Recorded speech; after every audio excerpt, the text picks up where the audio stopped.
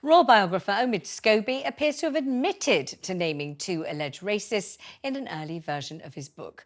Writing in the newspaper, Scobie says, "Unbeknownst to me at the time, early and uncleared text was provided to the Dutch publisher in order for them to start work on the translation, with the understanding that their translation would be updated to reflect the final version of the book I officially submitted."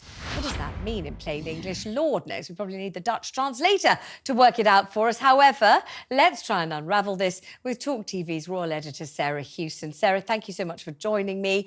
What is really happening? Has this I don't know, disclosure, you might call it, in the paper, has that cleared up any of this mystery?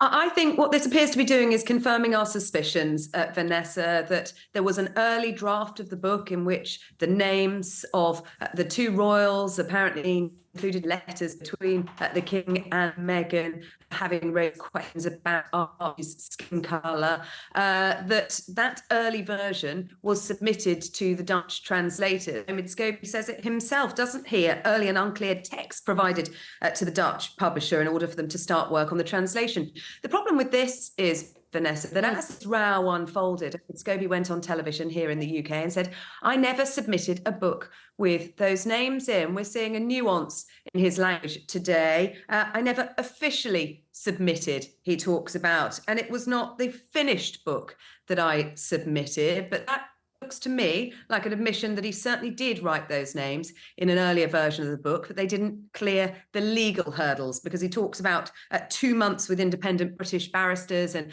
in-house lawyers getting this book legaled and cleared, ready for publication. But the early version had gone to the Dutch translators, and that is what ended up on the shelves in the Netherlands.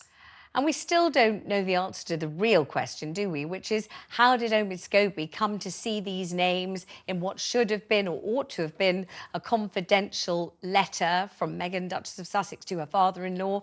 How did he come to see these names? Who put the letter into his hands, or a picture of the letter so he could see the content, so that he was able, as he says, mistakenly or initially or in an uncleared, unofficial version of his book, reveal the names? Or has he even seen the letters, Vanessa? We don't even know that, do we? Has it been reported to him by someone else, by one of his sources? Who are those sources? Are Meghan and Harry? Have they worked with him on this? He's distanced himself from them. He said, "We're not friends. They did not cooperate with me on this book." But we know that that has been proven to be wrong before, when Meghan had said she hadn't worked with him on his first book, Finding Freedom. That then came out in court that she had allowed one of her aides to cooperate and provide Omid Scobie with information. The problem with this now, and the mess that has unfolded over the past, well, it's coming up for nearly 2 weeks, isn't it, Vanessa, that we've been talking about this. The problem is that now this is all unraveling, and it makes it very difficult to believe the claims that are being made and the denials that are being made. And many interesting facets of this story. One of them, how few copies of his book Endgame appear to have sold. I saw one estimate of 6,500 copies, and this is worldwide. Yes, but I just checked Omid Scobie's social media to see if there'd been any updates today. His last post was yesterday, when he thanked people for supporting his book that had ended up in the New York Times bestseller list. So still, plugging the book and thanking those for buying it. But yes, 6,500 copies sold here in the first week, Vanessa.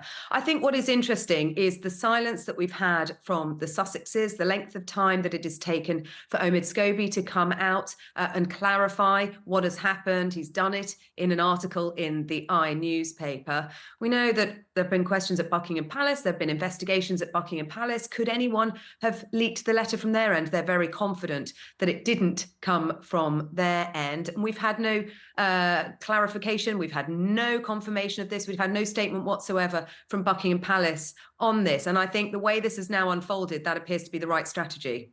And one of the kind of key ingredients of Omid Scobie's book, and I have read every single word of it, I would attest to such in a court of law, every word, every syllable of that book I've read. And he makes much of being part of the royal press pack. And he makes much of getting phone calls, being invited to things, being included in press briefings and taken away on royal trips, that kind of a thing. Do you think his tenure in the beautiful basking sunshine of royal approval, or even his clinging on with his fingernails to what remains of the royal train. Do you think he will be able to continue to do that, or do you think this book is it? The bolt is shot and that's the end? I mean, I think for some time now, Omid Scobie had firmly nailed his colours to the Sussex mast, and that was very, very clear. And he talks about that in the book. He also talks about it in the article. He said that in Britain, it was the expected hysteria reacting to the publication of the book. And he said that he's discussing difficult issues, he's raising important questions, but that he is deeply unpopular here for doing so. So continuing to maintain his case and actually pointing the finger at the British media for the response to this. At the hysteria, he says, when I landed in London, reporters were already banging on the doors of my parents' house, for example. Violent threats were piling up, and some of the papers were baying for blood. False reports suggested this was all part of an elaborate PR campaign, an offensive and ridiculous claim, he said. Time and time again, I encounter aggressive resistance to allowing proper discourse about the current state of the British monarchy. That is a very important question, but the problem is, if you can't believe what is written on those pages, and if you can't believe what is said, then it's a very difficult discussion to be having, isn't it? Sarah, thank you very much indeed. Sarah Hewson there, our royal editor.